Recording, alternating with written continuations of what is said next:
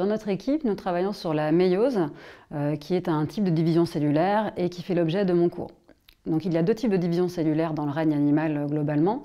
La mitose, qui permet à un organisme de grandir, par exemple, et qui permet également le renouvellement des cellules souches de l'organisme.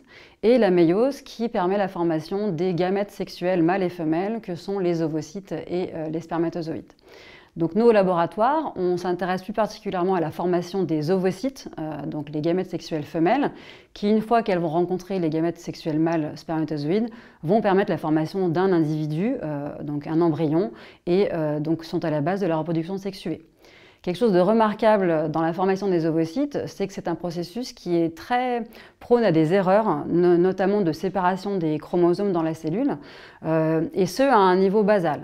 C'est-à-dire qu'à n'importe quel âge dans la vie d'une femme, environ 10 à 20% de ces ovocytes vont être de mauvaise qualité, avec un contenu en chromosomes aberrant. Et ce défaut, en fait, va augmenter avec l'âge de la femme à partir de 35 ans, d'une manière assez exponentielle. Et en fait, on va passer de 10 à 20% à environ 50% des ovocytes d'une femme qui vont être aberrants autour de la ménopause à 50 ans.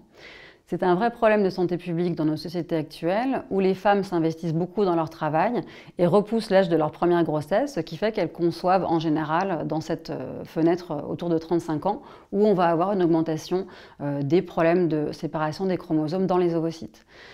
Donc nous, au laboratoire, c'est vraiment ça notre question, c'est pourquoi est-ce que ces cellules, quand elles se forment, ont des défauts de séparation des chromosomes à un niveau, encore une fois, non négligeable, puisqu'il est de 10% à n'importe quel âge chez une femme, pour augmenter drastiquement avec l'âge.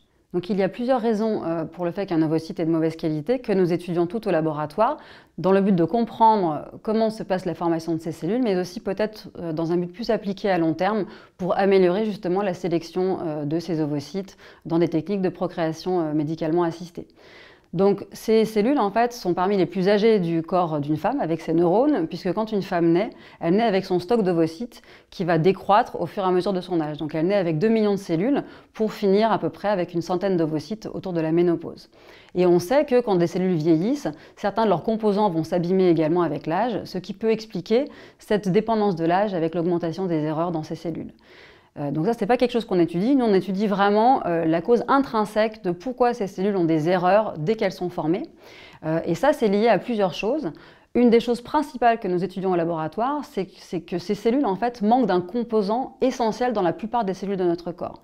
Ce composant est appelé le centrosome, et c'est le chef d'orchestre, en fait, de la plupart de nos cellules, qui permettent de faire un réseau de microtubules, donc un polymère qu'on appelle microtubule, qui va permettre de donner un squelette dans la cellule pour organiser sa forme et organiser son déplacement. Donc dans les ovocytes, on n'a pas ce centrosome, donc on n'a pas ce chef d'orchestre qui permet d'organiser des événements dans la cellule. Donc nous, on s'intéresse aux conséquences dans les ovocytes à la perte de ce centrosome. Et les conséquences sont multiples.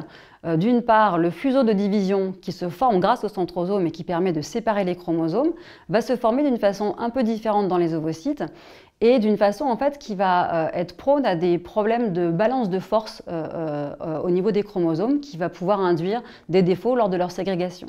Et le second problème également de ne pas avoir de centrosome, c'est que ce fuseau ne va pas pouvoir se positionner de la même façon que dans une cellule mitotique et cela également va induire des déséquilibres de force au niveau des chromosomes qui vont mal se séparer à l'anaphase et créer des ovocytes de mauvaise qualité.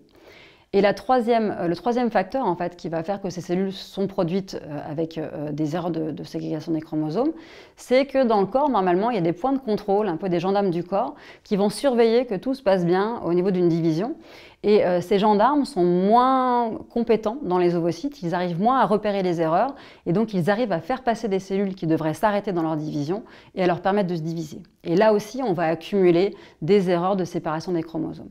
Donc nous, au laboratoire, on se focalise vraiment sur qu'est-ce qui intrinsèquement fait que ces cellules vont être de mauvaise qualité, avec des approches vraiment interdisciplinaires, donc que ce soit en biologie, mais on fait également beaucoup d'approches de biophysique pour mesurer la mécanique de la cellule, et également de la modélisation mathématique dans un esprit vraiment interdisciplinaire et collaboratif pour répondre à cette question fondamentale de la qualité d'un ovule avec une vision très globale.